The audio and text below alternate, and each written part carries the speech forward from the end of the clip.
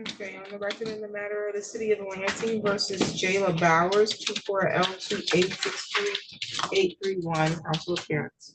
Good afternoon, Your Honor. Daniel Shane for the city of Lansing. Good afternoon, Your Honor. Assistant Public Defender Lauren Sutter on behalf of Ms. Bowers, who is joining us via Zoom. Jayla Bowers.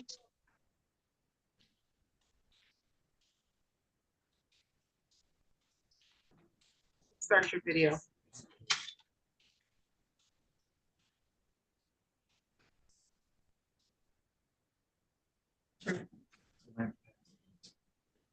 Your Honor, if you don't mind, we are still waiting on an email from Ms. Bowers. She sent it to me earlier today or during the lunch period. I still haven't gotten it, and Mr. Duchesne needs to see it. If we could pass it her just briefly so she can make sure that email gets to me. Okay. You're confirming if it was received or not, or sent? That's correct, Your Honor. She did call me earlier to get my email to send it to me. I just haven't received it yet, and I want to make sure it's being sent to the right place. We do have a resolution for her today. Mr. Duchesne just needs to cover his bases and confirm that email from her. No. Ms. Bowers, did you get a chance to send the email? Yes, I did send the email, but it said that that email address didn't exist. It could have also been something on my half. I did call her back to confirm the name, so I'm unsure why it's saying that, but I do need a break room to ask her for the email again. I'm sorry. What's the email address? It's lsutter@ingham.org. It's L Sutter, one word, Yes. at Ingham, INGHAM.org. Okay, can you guys actually spell Sutter, her name and her last name for me? It's SUTTER. Can you say that one more time? I'm so sorry. S like Sam, Okay. UTTER. Okay, thank you. And is there anything before that? Was there an L? L Sutter Okay. at Ingham.org.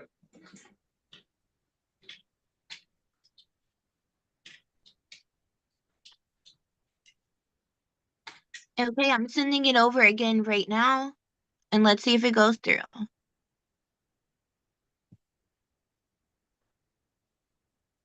Okay, and we'll go back to that one. This is the matter of City of Lansing versus Isaac Curtis, 23-02752. Appearance, please. Daniel Shane for the city of Lansing. Good afternoon, Your Honor. Assistant Public Defender Lauren Sutter on behalf of Mr. Curtis, who is joining us via Zoom. Okay, Mr. Curtis has a pretrial for driving unlicensed today. How are we proceeding? Your Honor, it's my understanding that the defendant will plead guilty to the reduced charge of no ops. That's correct, Your Honor. Is that accurate, Mr. Curtis? Yes, Your Honor. Raise your right hand. Do you solemnly swear or affirm the information you're going to provide is true under the penalty of perjury? Yes, ma'am. Okay, you can put your hand down. Okay, Mr. Curtis, you have the right in this matter to proceed to trial, and you have the right to jury trial. You can require that the prosecution prove each element of the charge being brought against you beyond a reasonable doubt. You can remain silent at your trial and not have that silence be used against you. You could waive silence at trial and testify on your own behalf, or have witnesses subpoenaed to your trial to testify for you. You also have the right to see, hear, or question any of the witnesses that the prosecution intends to call against you at trial. Those are all rights that you would have to give up in order to plead guilty to the amended count of no ops. Do you understand that? Yes, ma'am. You're willing to give those rights up today? Yes, ma'am. Anybody threatening you to do that? No, ma'am. Has there been any promises extended to you to get you to give up those rights? No, ma'am. And let's see, are you pleading guilty to the no ops because you believe you're guilty? Yes, ma'am. As to no ops in possession, how do you plead, sir? Guilty. Actual basis. Thank you, Your Honor. Mr. Curtis, on or about September 3rd of 2023, were you driving a vehicle on or near East Grand River and North Hayford Ave? Yes, ma'am. Yes, ma'am. And is that in the city of Lansing, Ingham County, Michigan? Yes. And at that time when you were driving a vehicle, is it true that you did not have a valid license on your person? Yes. Thank you, Your Honor. I believe that satisfies the factual basis. City satisfied, Your Honor. So the court is satisfied with the factual basis. I'll accept your plea and find your plea to be freely, voluntarily, and intelligently. You say he does or does not have a valid license? He does not at this time, Your Honor. He is now a resident of Minnesota. They will not grant him a license until this case is resolved, which is why he wants to handle this today so he can get his license there. The fine is $200. When can you make payment? Next probably Friday.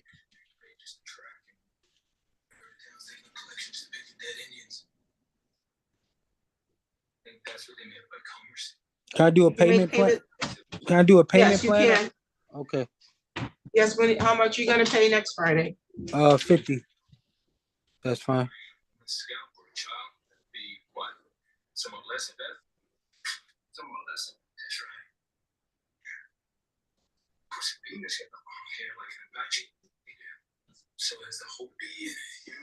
Okay, and I'll note that you'll make a payment of $50 by next Friday and then no less than $50 per month until paid in full, okay? Yes, ma'am. Any additional matters for the record, counsel? Nothing for the city, Your Honor. Nothing further. Thank you. You're all set, sir. Thank you. You're welcome. On the record in the matter of the city of Lansing versus Zamoria Foreman, 23-02149. Appearance, please. Daniel Shane for the city of Lansing, Your Honor. Good morning, Your Honor. Assistant Public Defender Lawrence Sutter on behalf of Ms. Foreman, who is joining us today. Okay, Ms. Foreman has a violation of restricted license that was reset to allow her an opportunity to show some progress. How are we proceeding? Thank you, Your Honor. At this time, we'd be asking for an additional adjournment for her allowed to continue making payments. Unfortunately, since her last hearing here, she did lose her place of employment, or she wasn't able to get to work given her lack of transportation. However, she has gained a new job since then and has an interview for a second job tomorrow. So she's hopeful that moving forward, she's gonna be able to make some good progress towards that outstanding cost, which I believe last time it stood at $13.85.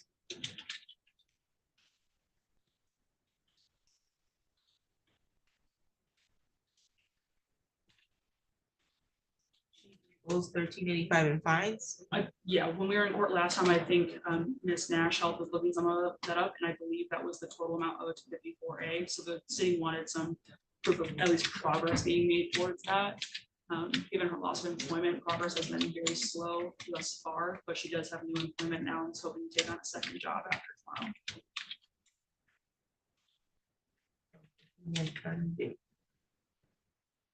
And January 21st, that's in.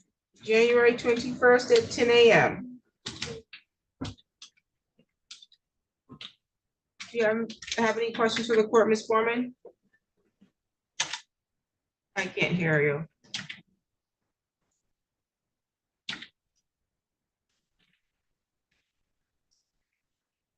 Can you hear us, Ms. Foreman? We can't hear you.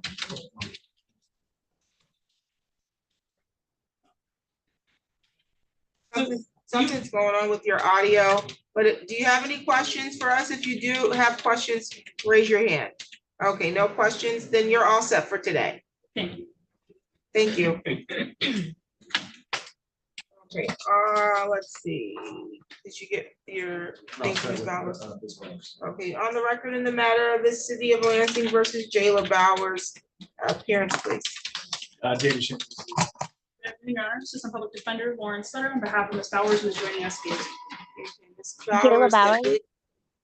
Thank you. Your email was received.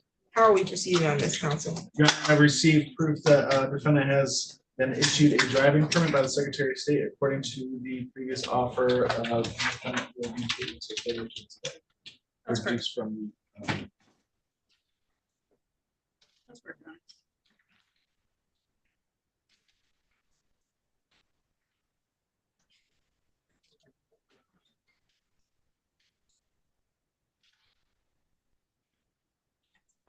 Ms. Bowers, you're going to plead guilty to failure to display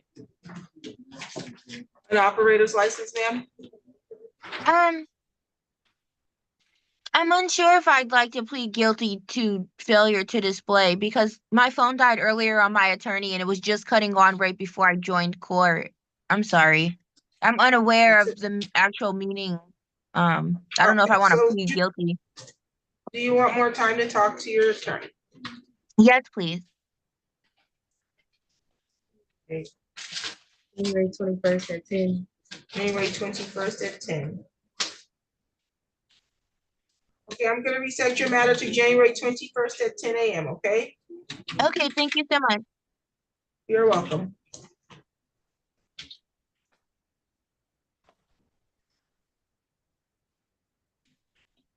You have an AG case or something? I was just looking, I'm like, wait a minute. Okay. I'm just assuming by the name, what's happening here, but.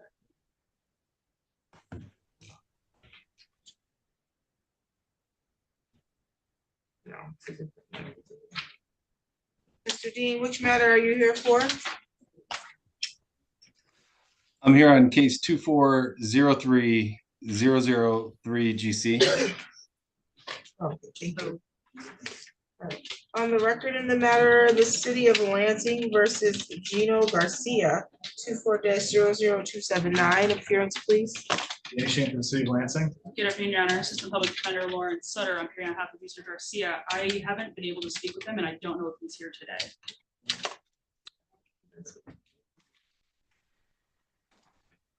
He's not present in June.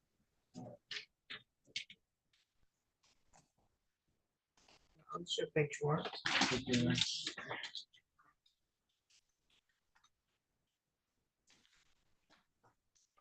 Okay,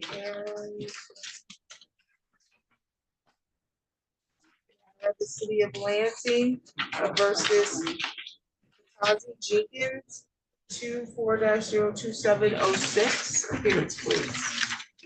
So we're case that hearing. Jenkins, Danny Shane for the city of Lansing. Good afternoon, Your Honor. Assistant Public Defender Lauren Sutter on behalf of Mr. Jenkins, who is joining us via Zoom. Okay, and today was the date set for a pretrial. This is for operating with a 0.17 or higher and a failure to stop at the property damage accident. I think we reset this for a substance abuse assessment. Yeah, that's correct, and I believe the assessment has been completed, but the report is not issued.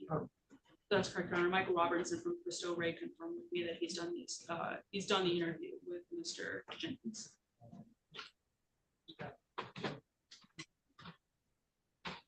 January 21st at 10:30. January 21st at 10:30 is your new date, Mr. Jenkins, okay? Yeah, you said January 21st? January 21st at 10:30. All right, but thank you. You're welcome, you're all set. All right. Is this Sean Johnson here? I have not seen it, Your Honor. Thank you. Warren.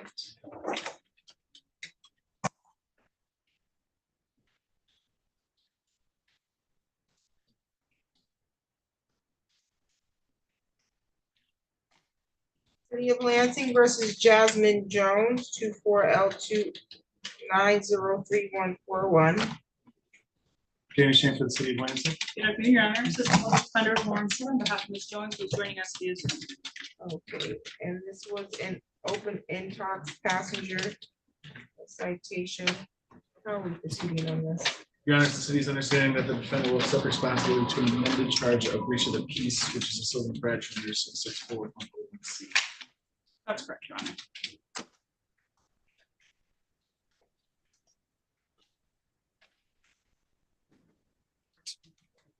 Is that correct, Ms. Jones? Yes, Your Honor, it is. Fine is $50. When are you gonna pay? I can pay that within 30 days.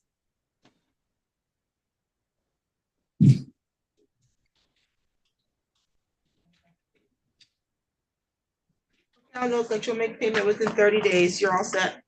Thank you. You're welcome. Mr. Shearer downstairs.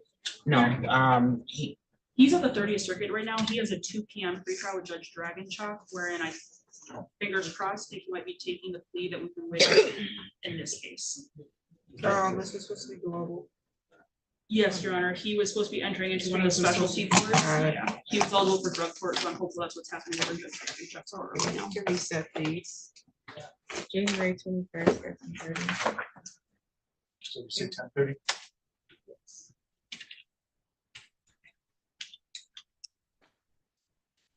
On the record in the matter of the city of Lansing versus George Zuniga Jr. And this is 2401453. This is a probation violation arraignment.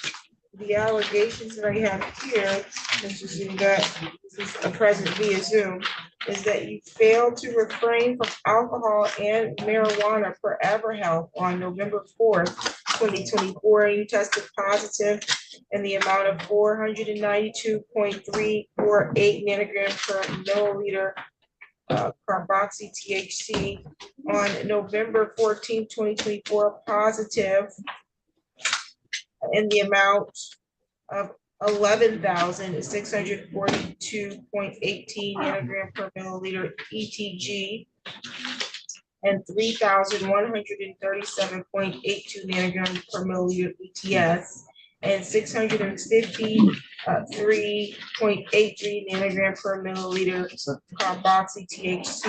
It says carboxy THC increased from November 4th to November 14th, indicating new use.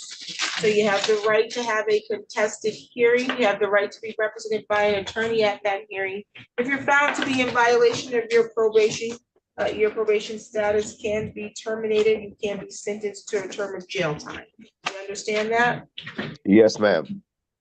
Okay. Did you want to request an attorney to represent you? No, ma'am. You do not, you want to proceed to a hearing without an attorney, or did you want to waive the hearing and waive the attorney and plead guilty to these violations, understanding that there is the potential of a time in Ingham County Jail being sentenced as a ramification of the behavior? No, I don't want to waive that right. If I gotta get an attorney, I'll just do that.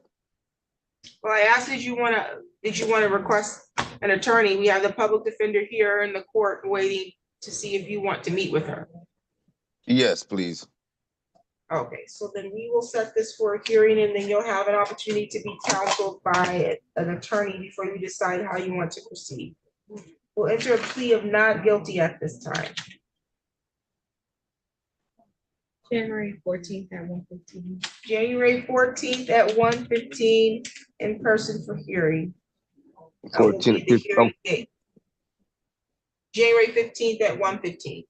January 15th at 1:15. Okay. I'm sorry, January 14th. January 14th at 1:15. Oh, hold on. January 14th at 1:15. And go there to the court? That's correct. But if you Okay. hang tight, and Ms. Sutter's gonna meet with you right now. Okay, thank you. I'm gonna add to your. Perfect, thank you. And I caught the first violation. Would the court mind helping me out with the others were? For positive alcohol. I think I missed one. Oh, wait a minute.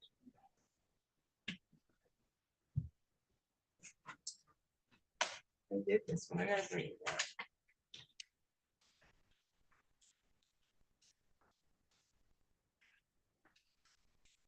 Sorry for you need to highlight it because I signed one on the 26th.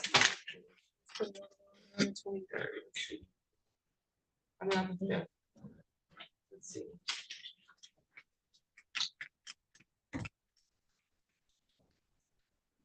I asked you to put a sticky on it, I'm being extra. I mean, just let me know that new violation, so I know.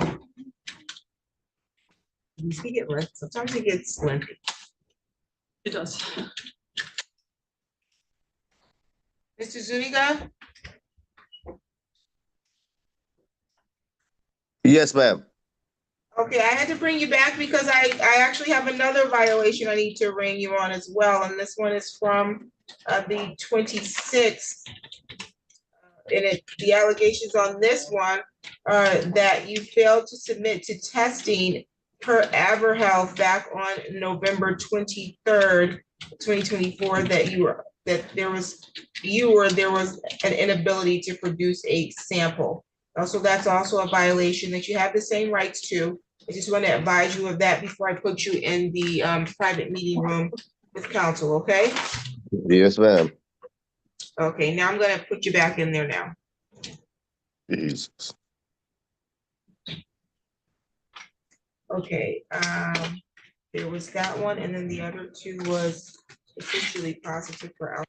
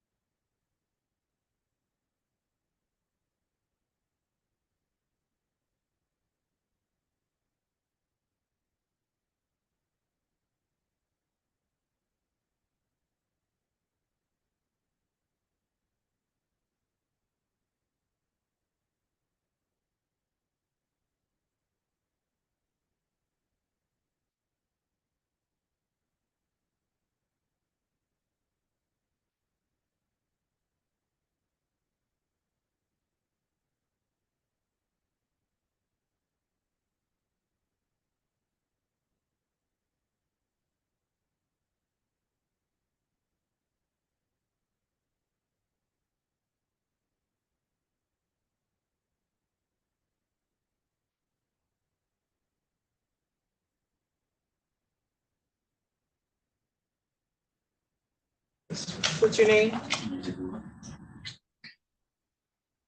That's the last name? First name? Okay, that was the motion.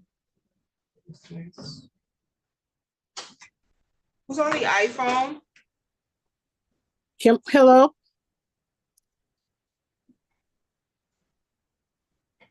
What's your name, ma'am? Kimberly McLeod. Kimberly Woods McLeod. Okay, Kimberly was the problem. Mr. Smith, I thought I saw him log in. Okay, he is there. I'm here, Your Honor. Good afternoon. Good afternoon, Miss Kimberly Woods is here. Did you want to go in a breakout room? There's really no point. We had an exam in August. She was to produce some documents under the court subpoena. We sent a reminder letter reminding her what to send and where to send it. We came back September 30th because she had sent nothing and she had failed to appear September 30th. So maybe she can explain why we don't have the documents, because I can't continue with an exam until I have the bank records that were described in that reminder letter sent to her August 20th. Okay, Lansing Automakers versus Kimberly Woods 96-0009 GC. And you can have your appearance formally for the record. For plaintiff Lafku, Tim Smith, P48259. Good afternoon. Ms. Kimberly Woods is present via Zoom. This is a motion to show cause. Ms. Woods, you were supposed to produce documents a while back.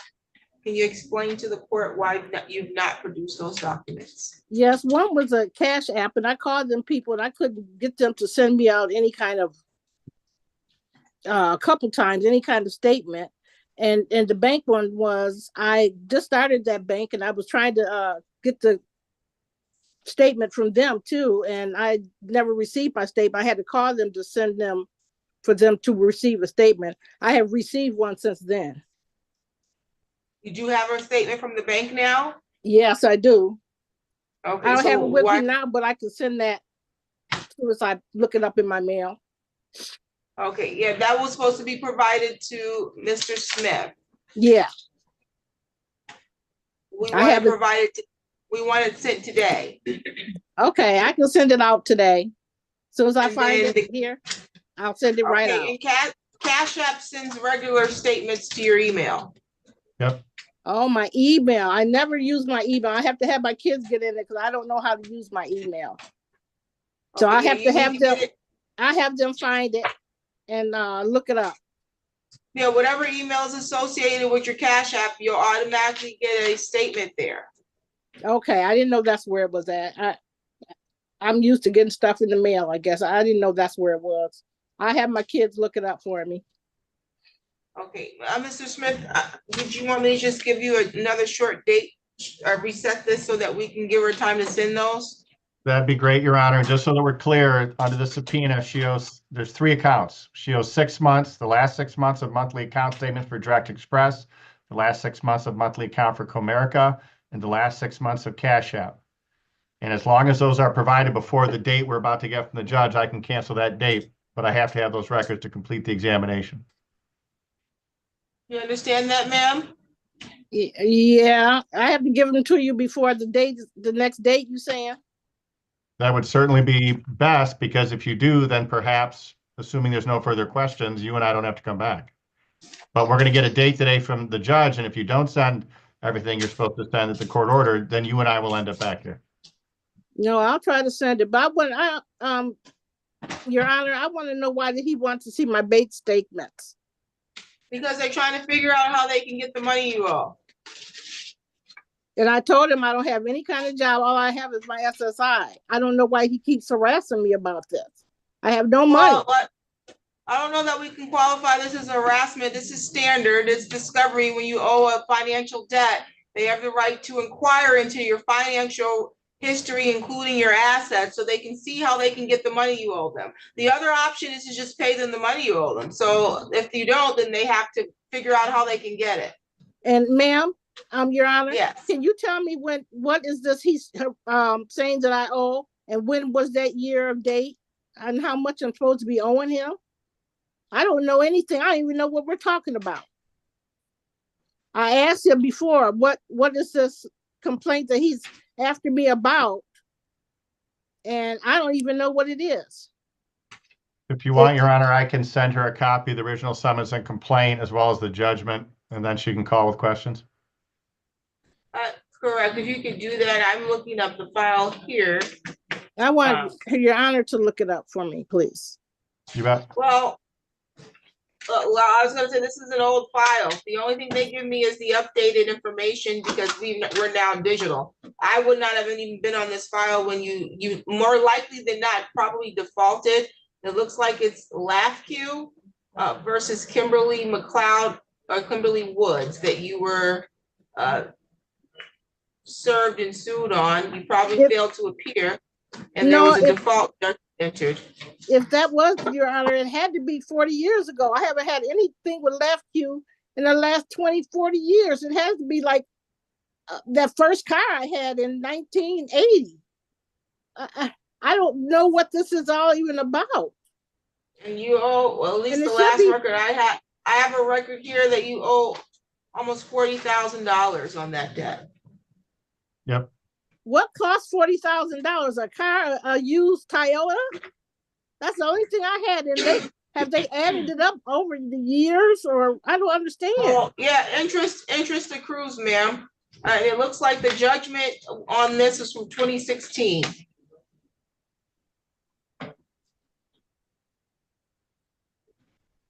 I don't understand. So that would be, judgment was from 10 years ago, not 40. I didn't have a car with them 10 years ago. I don't know that this was about a car or not, ma'am. I couldn't speak to that. I don't even know what it's about. Does it say what it's about, Mr. Smith said he can send you the documents. What does that mean? They'll send you the documents as to what this matter was about, the original complaint that would have been sent to you for service.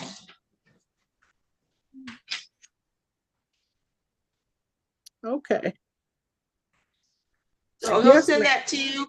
I'm gonna reset this matter as well, so that you can have an opportunity to review the information he's provided, and you need to provide the documents that was subpoenaed, okay? And that's my bank card, my bank account from Comerica, and a bank account from Indeed, which I don't have that anymore. Are they going to be able to give me something from that?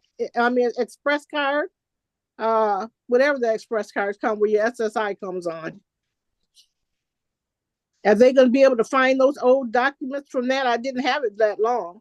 I just got on my SSI 2 years ago. I'm not sure what you're asking or who's going to be able to find it. The bank? Yeah. Well, you got to ask the bank what they'll be able to find. I couldn't tell you what their statute is when it comes to how long they keep papers. You have to call them and find out. Okay, ma'am? Yes, ma'am. Well, can you give me some time between these things, ma'am? So I can find the stuff, because I do want to get it taken care of. And I don't have $40,000. Not January, nowhere. January 7th. I don't have Okay. $7,000, ma'am. I'm on SSI. That's all I have. I'm barely making it myself. I don't get a lot of SSI pension. I just turned Ma'am, 60. I recognize that. I recognize that you may be on limited income, but the party that the debt is owed to has the right to see and investigate to make sure that that's accurate, okay? Yes, ma'am. I'll show them. That's all I got coming in that bank. I'll show them that. I wish I January 7th did. at 8:30. Pardon me? January 7th at 8:30 in the morning. Okay. That's coming up. Now, So yeah, that is coming up, but that gives you about 3 weeks, okay, ma'am? okay. After Christmas, that'll be able to get that? Okay. Okay. Okay, we'll see you then, okay? You said 8:30, ma'am? Yes, ma'am. Okay, I get them out to him soon as I can. Thank you so much. Thank you. You're all set on that one. Yes, ma'am.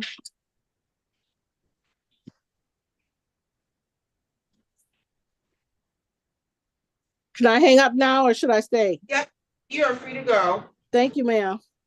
You're welcome. I don't think that I see anybody from Pink Diamond Beauty. This is Lafque versus Pink Diamond Beauty, 15-01722. Anybody here on behalf of Pink Diamond? Okay, how do you want to proceed, Mr. Smith? Tim Smith appearing on behalf of LAFCU. This was the time and place for the creditor exam of the registered agent of Pink Diamond, Katrina Balin. She had ample notice to appear back when it was originally scheduled. It has not appeared today. At this point, we would like a warrant against the registered agent, Katrina Balin, agent owner of Pink Diamond Beauty Mall. Proof of service in the court file would reflect service upon her. In fact, I talked with the original debtor, Lenitra Middlebrook, after service. She said she was going to call her friend to have her, who's Katrina, they work together, or Lenitra Middlebrook worked for Katrina, and have her call me to straighten this out. That was on October 18th. I have not heard from this person. I don't know why she's avoiding. Okay, a warrant can issue. What is the past due amount? The past due on this one, Your Honor, as of today's date, 38.17 and 89 cents. You can do 25%. We'll prepare and submit that. Thank you, Your Honor. Thank you, you're all set.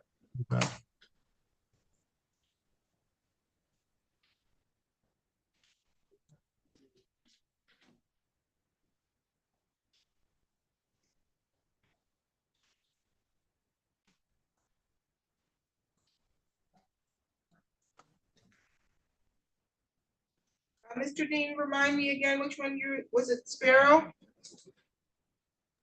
Yes, Your Honor. Okay, and that's the matter you're here for?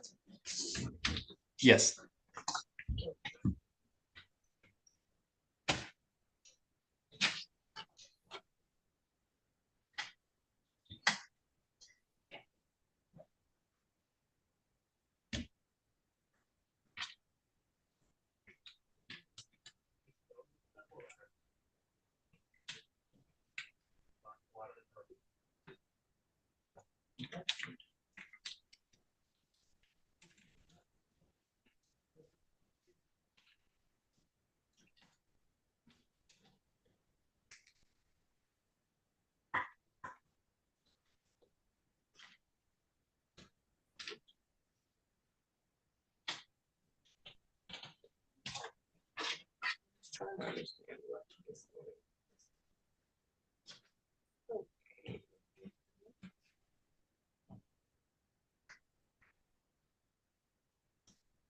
What's anything found after?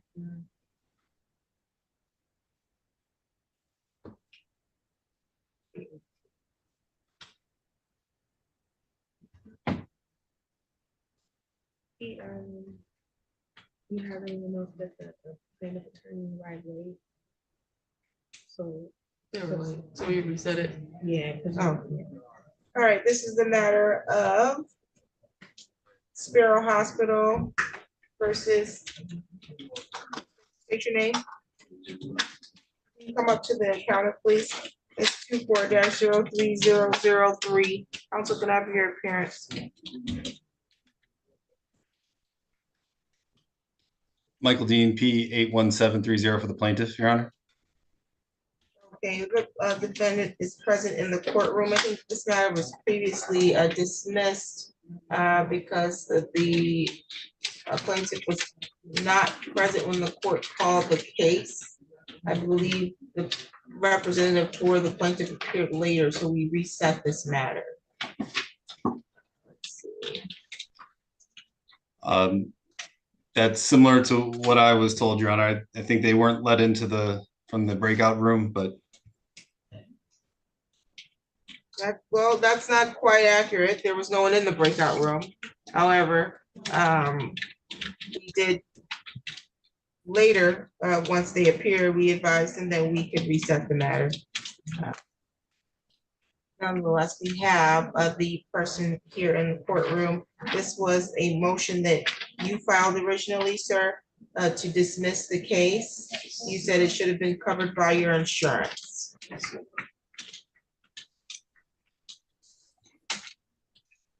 Mr. Dean, did you want to respond to the motion? yes, Your Honor, thank you. Whether the services should have been covered by his insurance as a statement by the defendant seems to imply that, yes, he did receive the services. One, any insurance billing or working with the defendant's insurance company is done as a courtesy service by the plaintiff and does not alleviate the obligation of the defendant to pay for said services. That is our position on the meritorious defense presented by the defendant. Okay, well, I'm not following. So I don't think he's disputing that he got service at Sparrow. Is that correct? You're not disputing that you went to Sparrow for medical care? No. You produced insurance paperwork or insurance card at the time of that? Okay, and what makes you believe that it was supposed to be covered by your insurance company? Because, Your Honor, I never paid for my medical expenses. I always had a full coverage insurance. Still, I have the it was fully covered, and it was just an ankle twist, so it's not like big surgery or anything. It doesn't cover my insurance. You have proof of your insurance?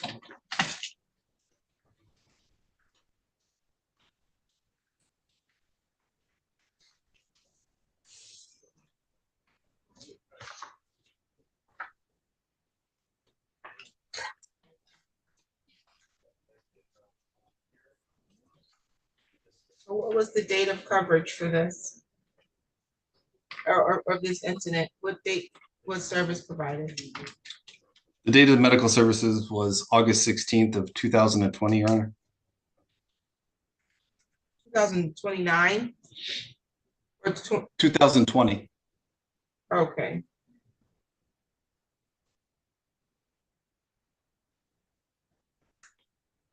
Okay, this does indicate that you had coverage at least until November 2020 for full coverage. And so, counsel, what, I'm not following. You're saying that your client is not responsible for running his insurance, or he was supposed to make sure your client did that? What are you saying? I'm saying that the insurance company has an agreement with the defendant to pay for his medical bills. If the insurance company, for whatever reason, decides not to pay incorrectly even, then that is on the defendant to enforce his contractual obligation with the insurance company, not for the healthcare provider who provided the services to force the insurance company to effectuate the contract that the defendant has made with them. I agree. Are you saying that that's what happened in this case, or is this a hypothetical?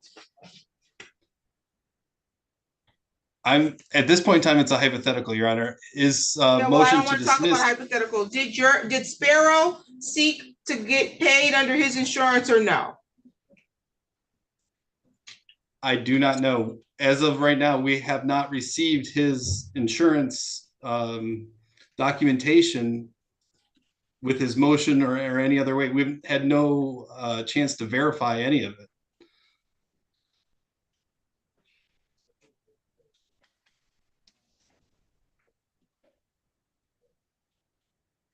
And I could be, you gotta remind me, I believe that when you came before, you mentioned something about service. Did you get the lawsuit originally?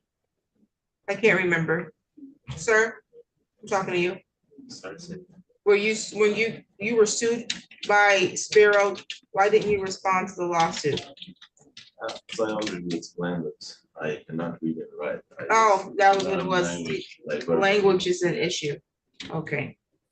Do you need an interpreter, sir? I don't need an interpreter. I can speak, but I cannot read it right. You can't read and write in English? Okay. Do you have an insurance card? Insurance card Correct. right now? No, at all. Did you have one when you went to the hospital to give to them? Yes. Okay. And you said it was for a twisted ankle? Yes.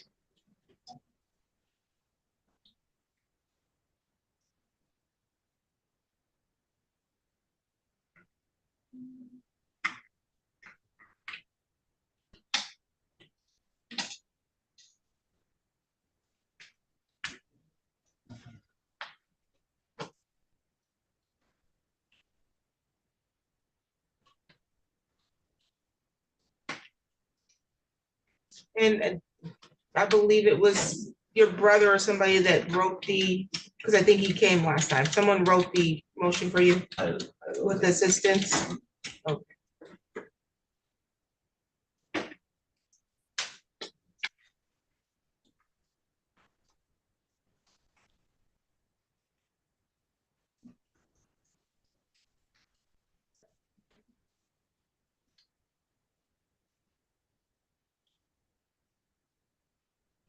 Okay, well, in order for the court to decide, the court has to have one of two things, good cause and a meritorious defense. I think that if there was good cause, can't speak English, he's got limited reading and writing ability. He did report to court previously with someone else, which the court has a vague recollection of, but I do remember there being a language barrier and someone assisting him. And then the meritorious defense is he is provided a copy of his insurance. He's brought a copy here to court today proving that he had full coverage at the time of the date of service. And that it was provided to Sparrow at the time. The plaintiff can't even determine or give the court explanation as to whether or not they attempted to seek recovery under that insurance policy and whether or not they were just denied, or if they just skipped right over it, which would not have been uncommon for Sparrow. I can't say that wouldn't be the first time I've seen it, and instead has sought him to pay rather than going through the insurance. And so his motion is going to be granted. We're going to set aside the default. It does not dismiss the case. It set aside the default. Default means you failed to come or appear to court, so they automatically receive the request that they're making. We'll set aside the default. That'll give you an opportunity to talk with them off the record to see if this could be resolved by them getting your insurance information and running that, or any other resolution. If not, you have the right to proceed to a trial or a hearing if you'd like, okay? Is that a yes? Okay, because we have to hear you on the record, okay? I'm gonna set this for a pre-trial, but I'm gonna also get him on Zoom if you'd like, Mr. Dean, or we can get a copy of the paperwork that he has and have it scanned to you. That would be great. Thank you, Your Honor. January 9th at 2. January 9th at 2 for a pretrial.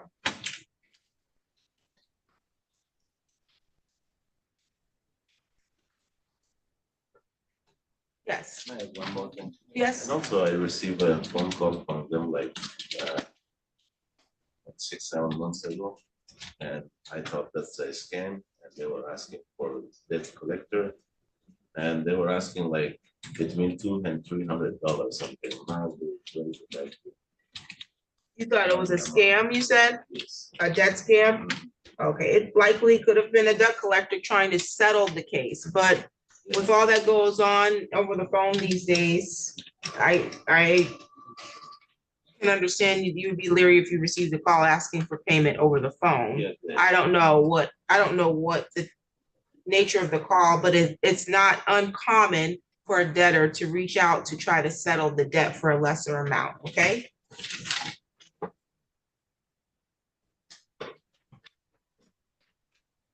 Okay, we're gonna get you on Zoom.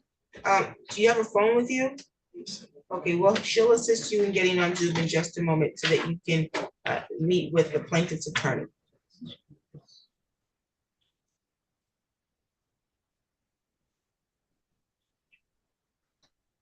What's your name, ma'am? Michaela Potter. Thank you. Thank you.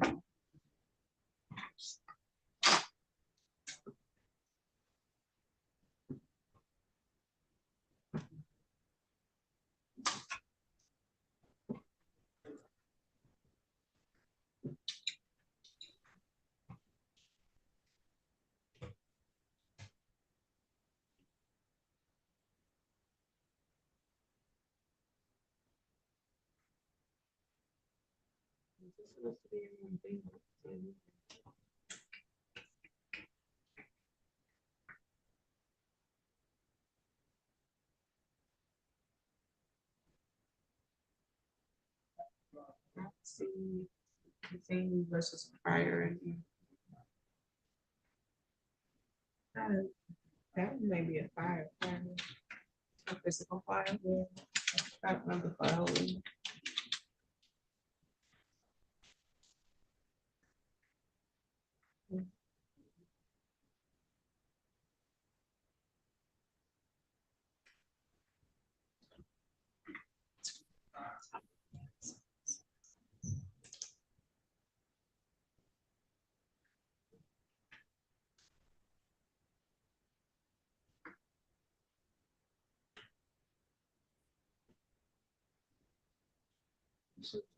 How does anyone do this?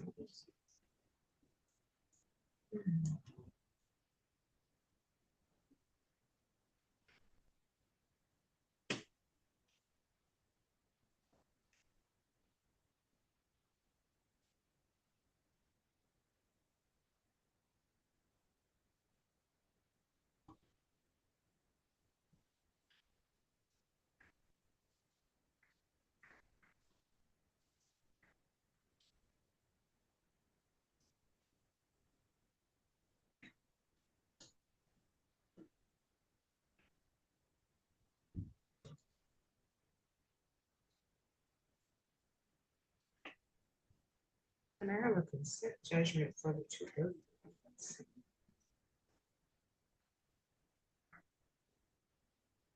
Did you sign a consent judgment, ma'am? Yes. Is it supposed to be canceled? Yeah, it's not on my docket. I printed one this morning and it was on there. Okay, I think your matter was canceled because you resolved the matter, so you're all set. Thank you. Same to you.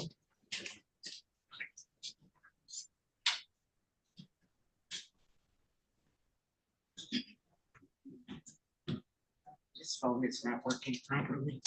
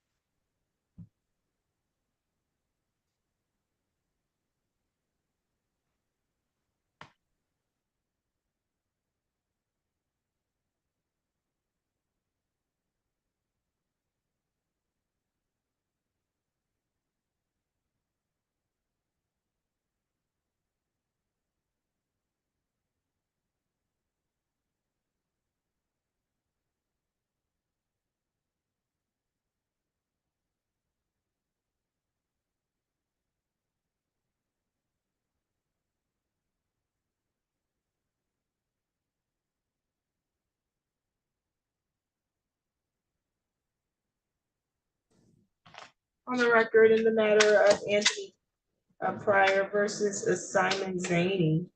And this is 23-02133 GC. Counsel, can I have your appearance? Good morning, Your Honor. Attorney Cooper Dobies on behalf of defendant / counter plaintiff Simon Zaney, who is standing to my right and appearing by Zoom as well. And I am standing in for attorney of record Edward Zaney, both with Edward's permission and the permission of my client this afternoon. Okay, today, Mr. Pryor, state your name for the record. Anthony James Pryor. Okay, present via Zoom. Today was the date that was scheduled for an objection to installment payment order. The defendant counter plaintiff has filed a motion for installment payment order asking to pay $150 per month. It says see attachment of first two payments. I'm not sure if the clerk's office sent that up, but they did put a note. Mr. Pryor, did you seek to give payment to the court? Is that what happened? No, what happened is after I found out that the judgment was made, that it was entered against me, that you told me in person that I was gonna have to pay Edward that money. And so I tried communicating with Edward a few times by email with no response. And then I remember you telling me that I needed to probably just go to their office and make an arrangement with them to figure out how to get them taken care of. And so that's what I did. I just went in there and I took two payments because I had those two payments over the course of emailing them for a couple of weeks with no response. I still got the payments around and made sure that I got those to them. And so I just went and took them and dropped them off to him. And then I made a photocopy of them and put them in with my stuff that I gave to the court a couple weeks ago. Okay, sounds good. And then the plaintiff, you are filing an objection to the installment payment order? That is correct, Your Honor. Yes, that's correct. What's the basis of your objection?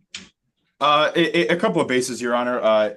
Just to briefly highlight a couple of points in the motion or in the objection that we filed, the written response we filed with the court. The first issue is that the form that Mr. Pryor filed, this form MC-15, on its face, it was never properly notarized, which is required by the statute. And it even mentions it on the form. There's an area above where it says certificate of mailing. The copy that we have of it, it says subscribed and sworn to me on, and there is a date. There's no other notarization of it related to that. So I would just direct that to the court's attention first. We have no indication that Mr. Pryor himself is a notary, even if he was a public notary. Excuse me, don't interrupt, please. We've gone through this, Mr. Pryor.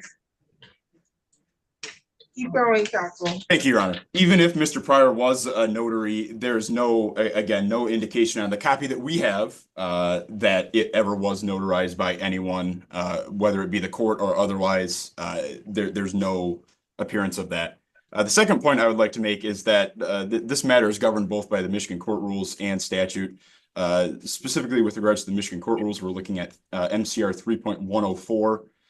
That court rule should be read in tandem with MCL 600.6201. And MCL 6.201 specifically states that a party in Mr. Pryor's position does not have standing to ask for a payment plan in this matter. Mr. Pryor was sanctioned under MCR 2.405D, and in that capacity, he was sanctioned as a plaintiff.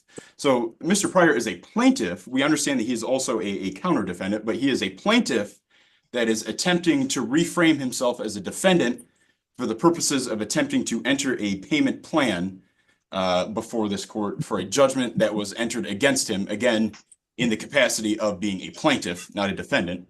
The plain language of, as I mentioned, MCL 6.201 specifically states, and I'm quoting here, I'm taking a part of the statute here, upon proper showing made by defendant, unquote, an installment plan may be entered. Again, I would reiterate that in the capacity that Mr. Pryor had a judgment entered against him, he was acting as a plaintiff, not as a defendant, while still acknowledging that, yes, he was a counter defendant in this matter as well. not in the capacity, he was not acting as a counter defendant when he had a judgment entered against him. He was a plaintiff.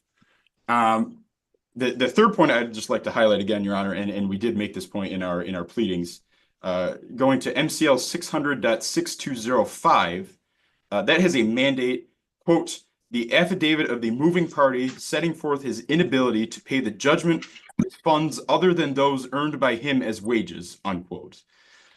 Quite frankly, Your Honor, all that we have is a handwritten computation with, I would position, no substantiation as to how he got to those numbers.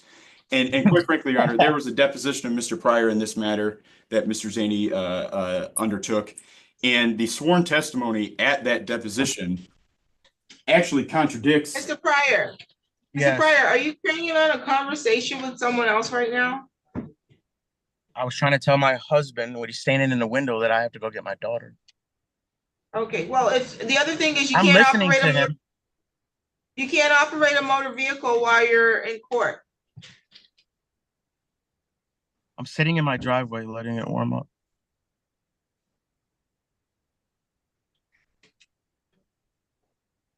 You can continue, counsel. Thank you, Your Honor. The sworn testimony of Mr. Pryor at his deposition actually contradicts the computations that he provides the court, if the court is to believe those computations in the first instance.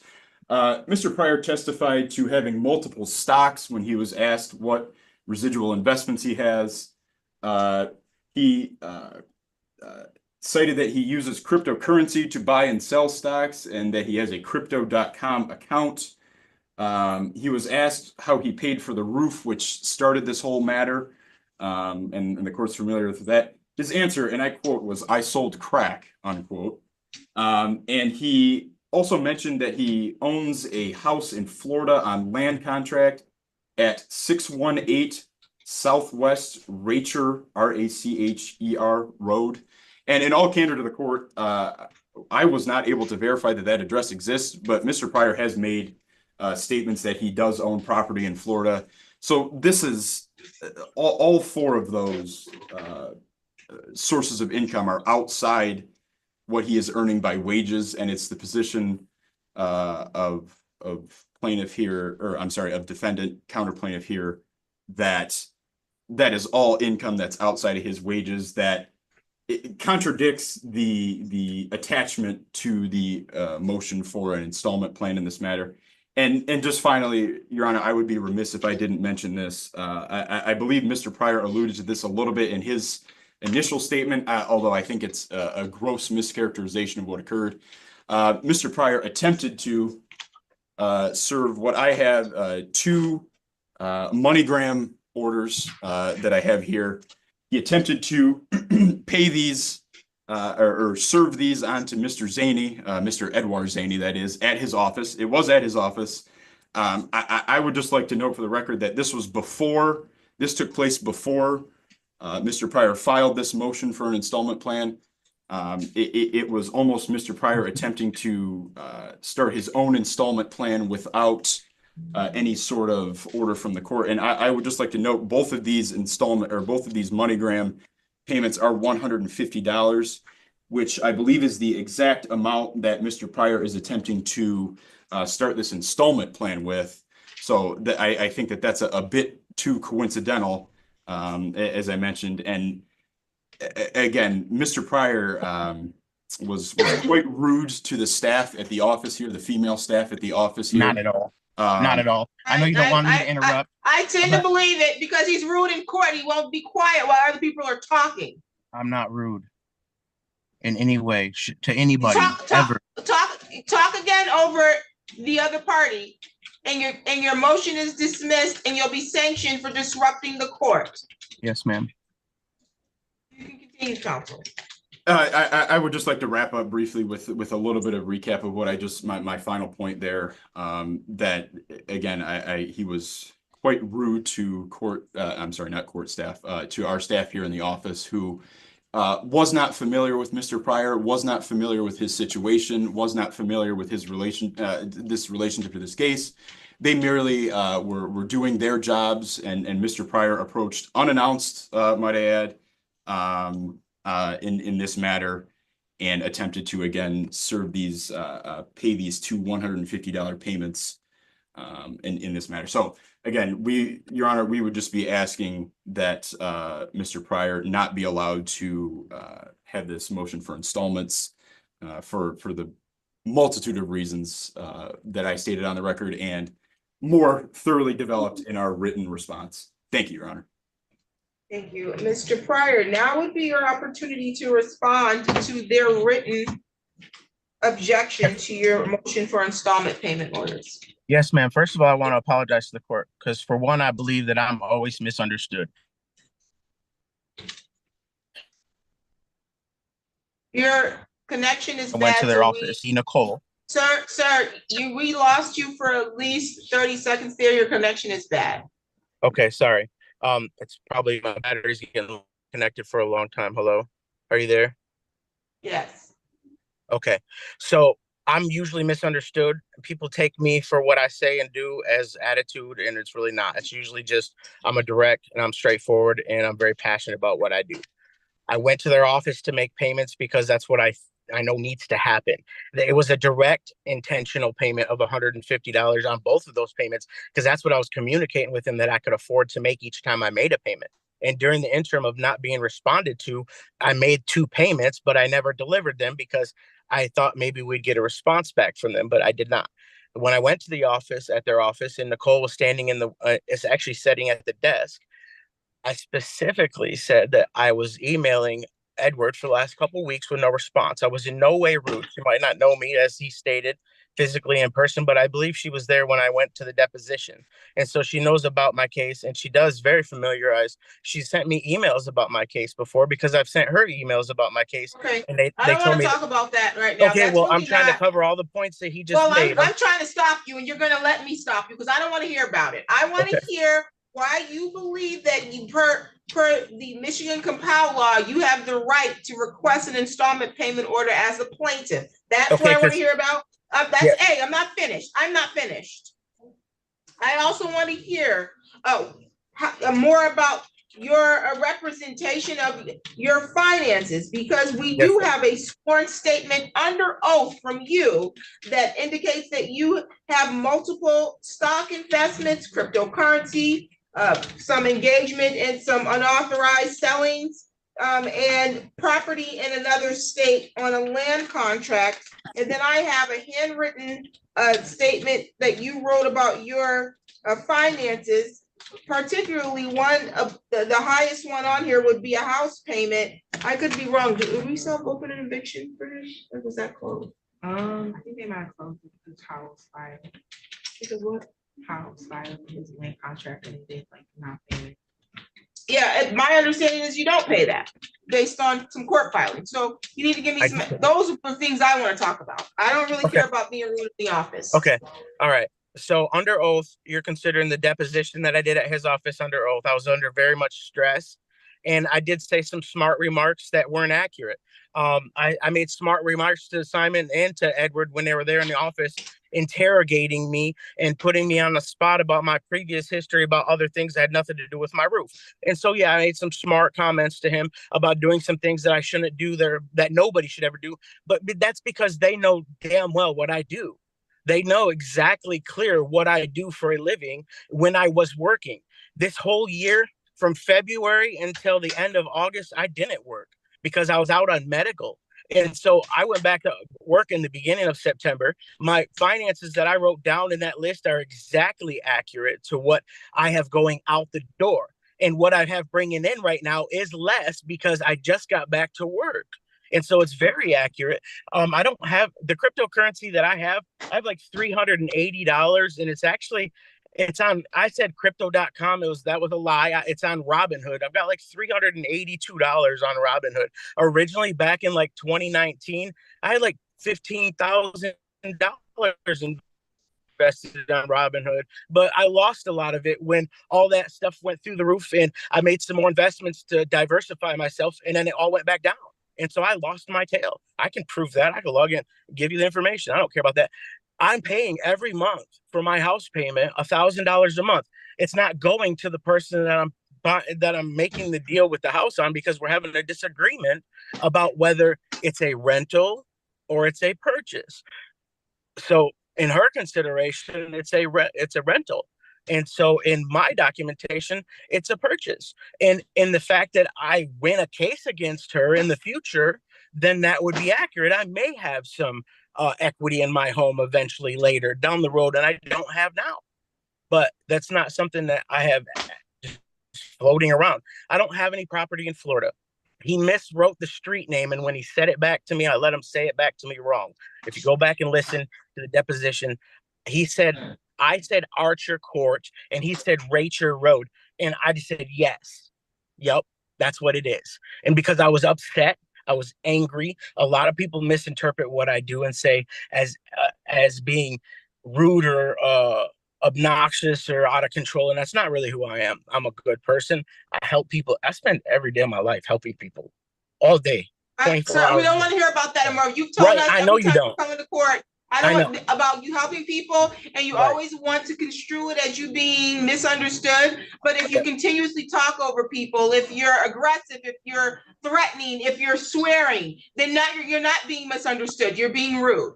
Okay, well, in their presence, in their office, under that situation, it was high stress, and that's just what happened. Okay, what about the court rule? The court rule does not provide for a plaintiff to file for an installment payment order. You are not a plaintiff. I mean, you are not a defendant. You are a plaintiff in this matter. Did you have a response to their objection based on that? The only response that I have to you is, I mean, I am the plaintiff in the original case. In the counterclaim against me for attorney's fees, I believe I am the defendant, and I should have rights to pay in a normal manner. I mean, I've already made an effort to do so, and I'll even make an even extreme. I'll give everything I possibly can, every chance I get to get it paid, because I don't want to have to file bankruptcy to just wipe it out completely. I could. I don't have anything else that would stop me. I mean, I could just do that. It'd save me all kinds of time and aggravation and headaches. I could just put it to rest with that. I don't have anything else, any other debts that would be affected by it. And I've already consulted an attorney. And I mean, I was trying to not do that, but.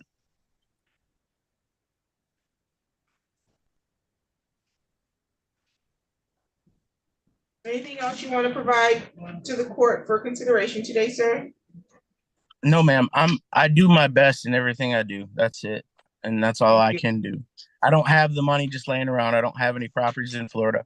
I don't have any interest in anything that's just laying around that they can just come take from me and just go do what they wish with. I'm not that. One point years ago, when they knew me from a long time, that's the case. Yep. I could have just went given them money and just paid them. But no, that's not who I am today. I've been through a lot in the last decade. If you go through my personal history, you can look at my history. I think I filed bankruptcy once before. I've lost an entire business due to family taking it from me. At one point, it was worth millions of dollars. And so, yeah, at one point, I did have a lot of ways that I could have paid them immediately, but that's not today. Today, life is different for me. Thank you. Thank you for your response.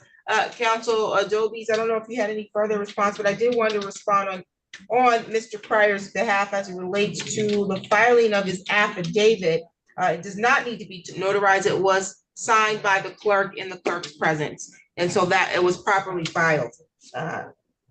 My question or concern for you, Mr. Adobe's, is how do you intend for Mr. Pryor to pay this? You think he's going to pay a lump sum to Mr. Zaney's office?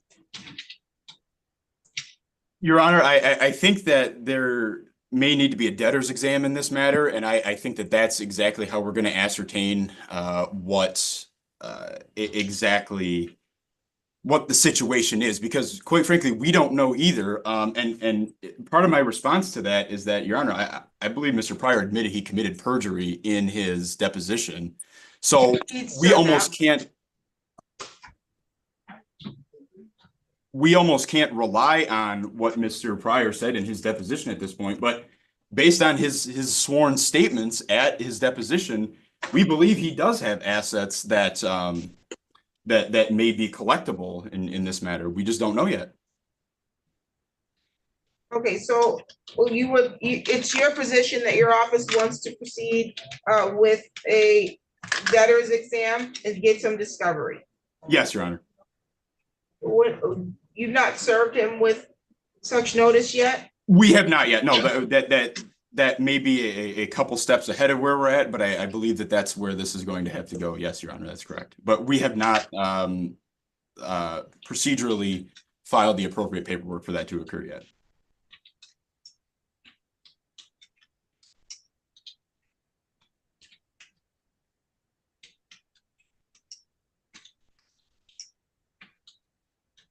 Well, I need to know, because I think that may have some bearing on how I'm going to proceed. If you're going to do a debtor's exam and do some discovery into his financial ability to make a payment, I think it's reasonable, even if he hadn't made statements that we now can deem as perjury. Just by nature of the fact that he owes a debt, you had the right to discover information about his financial resources. And so if in fact he's in a position where he can't do more than what he's offering, then I think he's being forthcoming, he's making that, and I would be amenable to granting him an opportunity to make installment payments, even though he's not deemed a defendant in this matter.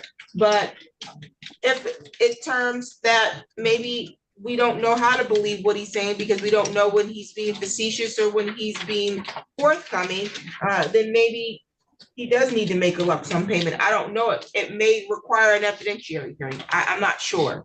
But I'm going to leave that to you in your office as to whether or not you want to proceed with a debtor's exam and subpoena certain documents to be produced so that you can know best how to proceed on your end. And then that'll let me know, because I don't want to sign this installment payment order and then your hands are tied as to garnishing and getting other things when we could have did some discovery first. Mr. Pryor, you're raising your hand. Yes. Yes, I'll provide those documents to you willingly to save everybody the time. I'll give you my bank record. I'll give you the Robinhood records. I'll give you all that stuff. I'm not lying to you in front. I did that because I didn't feel like I was under oath, and that wasn't like any kind of real. That was me being at their office being harassed to me at that time. No, you were under oath under the penalty of perjury, sir. So if you lied, then that's unfortunate because that's perjury, and there's a penalty for that.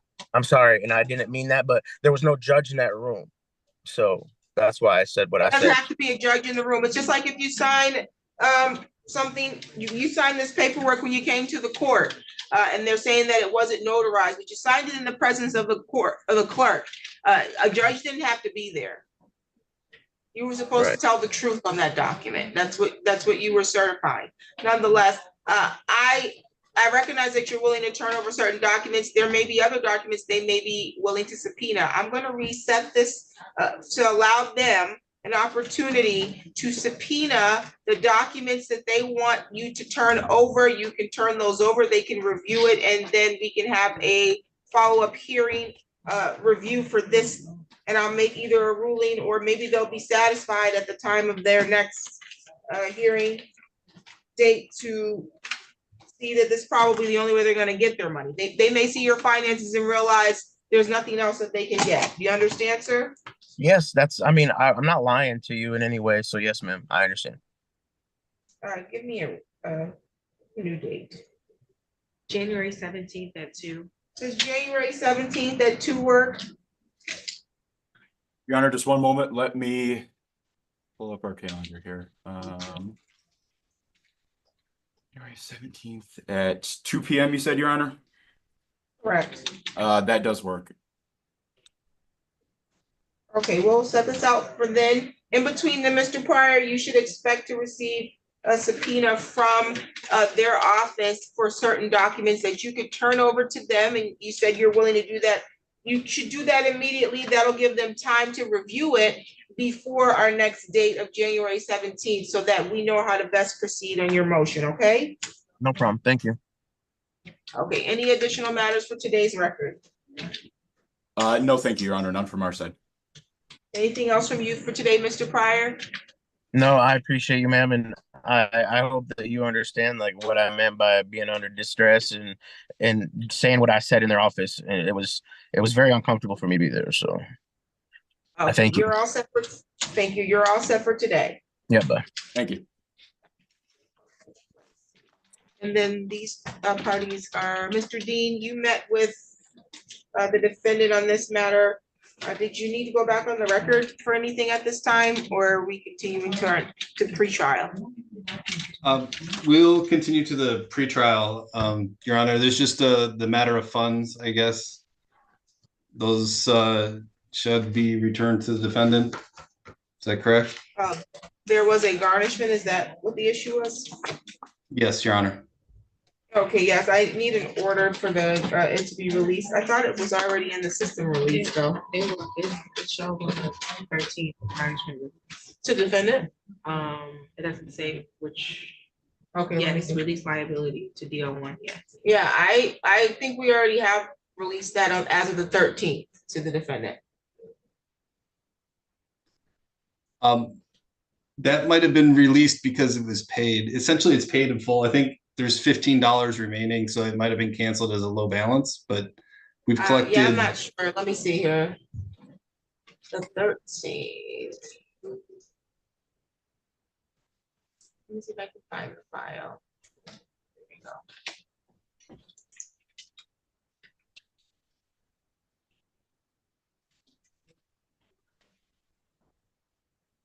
Garnishment release wage. That's what I see. So the wage garnishment was released. And you said that's because it was paid in full. I believe so, close enough that that's what happened. Okay, that's likely what happened. That's all I see is in a release for the garnishment. You're no longer under obligation.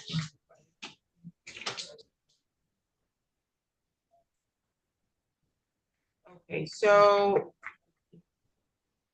your client has already received payment. However, let me have can your office post that in escrow with the court?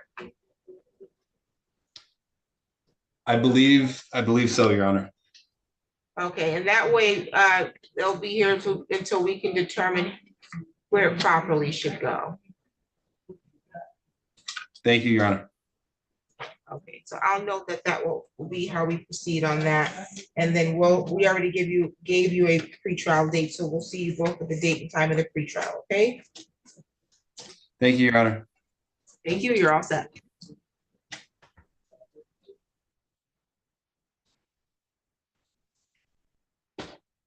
You're all set. You said, can I repeat? The money that they've garnished, they're going to post that back with the court in escrow until the court makes a determination about the lawsuit. We have a pretrial date that's going to come. You got that date already? And so you'll appear on the pretrial date. I don't know if you all discussed or we provided them with the information about the insurance, but you should provide them your insurance information as well so they can see if they can get that covered through your insurance, okay? Thank you. Thank you, you're all set.